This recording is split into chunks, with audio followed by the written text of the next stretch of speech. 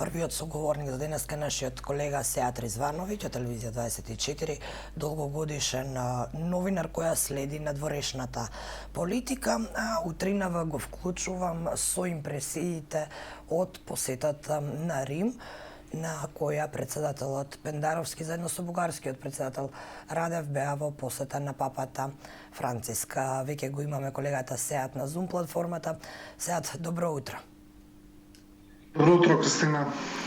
Ајде, импресиите прво од Рим, оние политички импресии. Авионот на Радев слета во Скопје за да го земе нашиот председател. Што се случуваше во Рим зад камерите, зад она што можевме ние да го прочитаме од вашите извештаи? Да, тоа беше доста интересно патување, заедничко чествување на Свети Кирил на македонско-бугарската делегација. Знае јавноста дека одевме со бугарскиот авион. Тоа не беше големо изненадување за нас, бидејќи бевме подготвени за тоа. Знаевме порано 10 дена пред тоа дека така ќе биде. И веднаш на самиот почеток на патувањето, она што се случуваше во авионот беше запознавање со двајцата председатели, тоест запознавање на македонските новинари со бугарскиот председател Радев и на бугарските со македонскиот председател Пендаровски. Тоа беше едно кусо онака дружење без некои многу формалности, со еден краток разговор, запознавање. И потоа, но немаше време за некакви прашања, особено за оние прашања кои новинарите сакаат да ги постават за некој подолг разговор, туку беше само едно куртоазно запознавање. Потоа во Рим ги следевме, се разбира, делегациите, но она што нас новинарите малку не разочара, туку очекувавме повеќе да имаме време со двајцата председатели, особено со Радев, за да имаме повеќе време да ги прашаме сите оние прашања кои не мачат, тоест земјава ја мачи дали во јуни ќе добие датум за преговори, дали Бугарија ќе крене нивната наметната блокада, но немавме премногу време, агендата беше навистина набиена, настаните одеа како на филмска лента, бидејќи претседателите тамо има од аудиенција кај папата до посета на гробот на Свети Кирил, до посета на плочата на словенската азбука, посета на италијанскиот председател и сето тоа се менуваше и председателите само застануваа на некои куси изјави и на неколку прашања.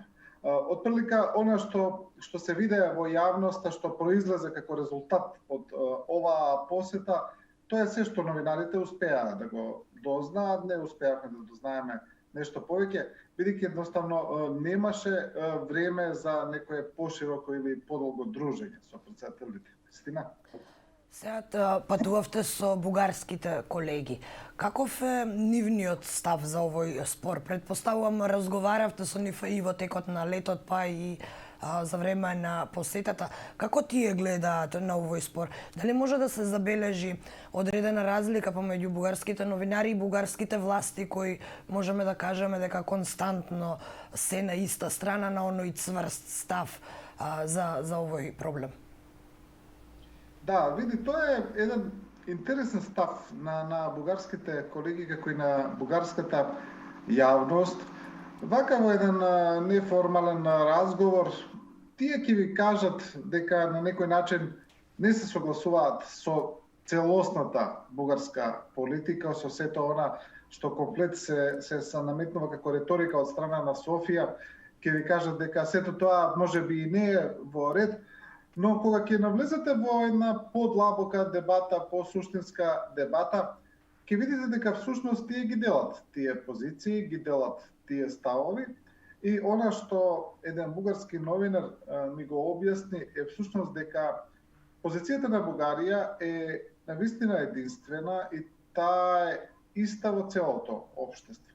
Значи исто го мисли и власта, и опозицијата, и експертската јавност, па и јавноста која таму ги добива информациите. Постои еден навистина мал дел на интелектуалци, оние кои се јавуваа во јавноста со свој став, но тоа е навистина еден мал дел од општеството, би кажал, цело. така да и бугарските новинари на време покажуваат некаков емпатичен можеби став кон позицијата на Македонија, но сепак суштински тие ги мислат истите работи и тоа е навистина реалност. Имавте и брифинг со председателот Пендаровски, ако не се лажам. Што беше каква беше атмосферата? Има ли оптимизам кај председателот Пендаровски, бидејќи постојано нашите власти велат дека очекуваме на следниот самит да се даде датум за почеток на онаа меѓувладина седница, но од друга страна потенцираат дека не треба да се чувствуваме разочарани ако тоа не се случи.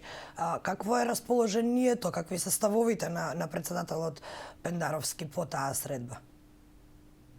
Да, тој брифинг на председателот беше на крајот на целата посета, како едно сумирање на се. Не можам да кажам премногу детали од самиот брифинг, бидејќи беше неофицијален, беше повеќе како еден разговор со председателот за сите работи, но јасно е дека и оно што го кажа председателот, тоа го кажа јавно, значи што мисли он. И председателот Пендаровски употреби една прилично интересна реченица која го отсликува неговиот став, и тој став, слободно можам да кажам, беше исто така пренесен и за време на брифингот, не беше ништо поразличен од тоа што го кажа. Председател Пендаровски вели: јас не сум ниту умерен оптимист, туку реалист. Понатаму Пендаровски опиша зошто тој мисли дека е реалист или зошто постојат објективни потешкоти за постигнување на напредок сега во јуни, тоа е дека Бугарија нема влада. Тоа е очигледно. Бугарија нема ниту функционално собрание. Единствена личност која во Бугарија одлучува со полн капацитет и легитимитет, тоа е председателот Радев. Сега имаше една формулација која употреби Пендаровски, вели не е добро една фигура да одлучува за се, и тоа е случајот со Радев. Значи, доколку сега би се постигнал некаков договор со Бугарија, кој би бил фокусиран околу португалскиот предлог, тогаш единствена фигура која би требала да ја пренесе одговорноста, тоа е председателот Радев, и затоа е тоа тешко во моментот. Значи, оптимизмот е навистина мал, председателот вели не е ниту умерен оптимист, но исто така председателот вели дека не се сите врати затворени, дека шансата не е сосема изгубена. Значи, не сме сега ние со дигнати раце предадени за јуни, постои шанса, постои можност да се направи пробив, но пред се треба да бидеме реални, дека за тој пробив мора да има силна поддршка од Брисел и од Вашингтон, особено насочена кон Бугарија, за да може нешто да се направи во јуни, и таа техничка влада која сега постои во Софија да може да го понесе тој товар на себе. Сега, како ја толкуваш изјавата на Радев дека не ни треба преведувач за овој спор? Што сакаше да каже Радев со оваа реченица? Дали е ова обид да се држи меѓународниот фактор на страна од спорот, или пак може би своевиден оптимизам дека можеме да се договориме на билатерален начин? Да, првото што го кажа е дефинитивно, тоа е навистина обид да се држи, бидејќи посредници во спорот понудија дел од европските земји, тоа го направија и отворено, тоа го направи и австриската дипломатија, која најотворено порача дека може да посредува во спорот.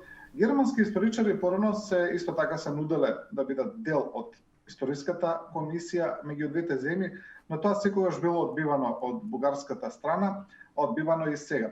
Причината за тоа е прилично едноставна, имено ако го видите бугарскиот став во однос на блокадата на Македонија, ќе видите дека тој формално, официјално, нема поддршка од ниту една членка на Европската Унија. Сите членки на Европската Унија едногласно се против бугарската риторика во овој случај. Сега не знаеме што се случува зад кулисите, зад завесите, која земја каков став има предпоставки околу тоа, но еве сега ние ќе го гледаме само официјалниот став, а официјалниот став е дека сите земји велат дека она што го прави Бугарија треба да биде да се прави вон преговарачкиот процес, не треба да биде дел од преговарачкиот и од пристапниот процес на земјите членки, дека тоа треба да се решава билатерално помеѓу Македонија и Бугарија. Тоа го кажа и Чешка и Словачка најгласно на последниот Европски совет, кога ги блокираа заклучоците поради тоа. Така да таа изјава на председателот Радев е само континуиран став на бугарската дипломатија, дека тие не сакаат посредници во спорот, бидејќи едноставно посредниците не може да бидат на нивна страна никогаш во овој спор, бидејќи нивните ставови се толку ирационални, така да секој објективен наблюдувач ќе застане едноставно на страната на Македонија во овој случај. На нив тоа не им одговара и затоа грчевито се обидуваат во секој момент да ги исклучат посредниците и на некој начин вака они, како еден помоќен елемент сега во оваа приказна, да ја држат Македонија во шака. Сега долги години ја следиш надворешната политика, затоа ќе те прашам каква е твојата представа за меѓународниот фактор, конкретно за Европската унија. Велиш дека нема Бугарија сојузници во Европската унија, но има ли големи обиди? Има ли некакви механизми со кои може Европската унија или нејзините држави членки да помогнат во процесот, или сепак се останува на крајот на денот само на волјата на Бугарија? Да, јас намерно ја употребив формулацијата официјален став, бидејќи оно што се случува зад кулисите е сосема различна приказна, тоа е очигледно, тие информации ги добиваме од разни извори, а ставот на Европската унија во однос на целава приказна, морам да кажам, е прилично дволичен. Мораме да се навратиме на Преспанскиот договор, бидејќи Преспанскиот договор е на некој начин основа, подлога на сето она што сега се случува. Преспанскиот договор беше составен од две компоненти. Едната компонента е влегувањето во НАТО, а другата компонента е почеток на преговорите со Европската унија. Преспанскиот договор е и врзан со почетокот на преговорите во Европската унија, врзан е со самите поглави, значи договорот е правен како интегрален дел од европскиот процес. Оно што се случи е дека европските земји, а пред се Германија и Франција, ја изневерија Македонија на ова поле, за ова прашање. Тоа се им поинтензивно го кажуваат и представниците на македонската влада. Ако ги читате меѓу редови, тоа веќе се отворени пораки дека Европа мора да испорача оно што го ветила. Тоа го кажува и премиерот Заев, и вице-премиерот Димитров, и министрот Османи. Така да, европската политика во однос на земјава е прилично дволична, можам да кажам. Тие отворено ветуваа пред се Германија и Франција дека земјава ќе го почне европскиот пат доколку го потпише Преспанскиот договор, и потоа се случи бугарската блокада. Сега, дали имаат механизми тие да извршат поголем притисок врз Софија? Се разбира дека имаат механизми. Имаат и формални механизми на Унијата, но еве да речеме дека тоа е некоја само теоретска позиција која ретко би била употребена против земја членка, така да тие еве да ги тргнеме на страна формалните механизми на притисок, но се разбира дека имаат неформални. Знаеме дека партијата ГЕРБ на Бојко Борисов е целосно формирана од германските демокристијани, дека таа е формирана од Ангела Меркел на своите почетоци. Таа партија е направена од фондацијата Конрад Аденауер и тоа е направена од нула, од самата основа до горе, значи тоа е целосно германска направена партија, така да германската канцеларка и текако има силно влијание врз ГЕРБ. Имаат и останатите народни партии во Европската унија, но ние искрено не видовме голем притисок или големо ангажирање, голем ангажман од германската канцеларка, додека позицијата на францускиот претседател Макрон е уште појасна. Во првиот дел тој ја блокираше Македонија со на приказна за нова методологија за проширување, и се погласни се информациите дека и зад оваа блокада стои тивкиот став на Франција. Ова прашање сега едноставно Франција не мора да ја блокира Македонија, бидејќи тоа го прави Бугарија.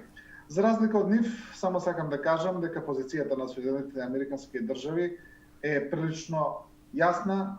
Тоа е силна поддршка за Македонија, тие го направија својот пат, ја ставија земјава во НАТО, го исполнија значи ветеното и гледаме апсурдно дека сега Вашингтон повеќе притиска Македонија да ги почна преговорите со Европската унија отколку самите некои членки на Унијата. Сеат, благодарам за ова утринско јавување, благодарам што го пренеса твојот став од Рим, но и твоите гледишта за овој спор, како што кажав, долги години следиш надворешна политика и благодарност уште еднаш за ова вклучување во утрински брифинг. Благодарам Кристина, благодарам на сите таму.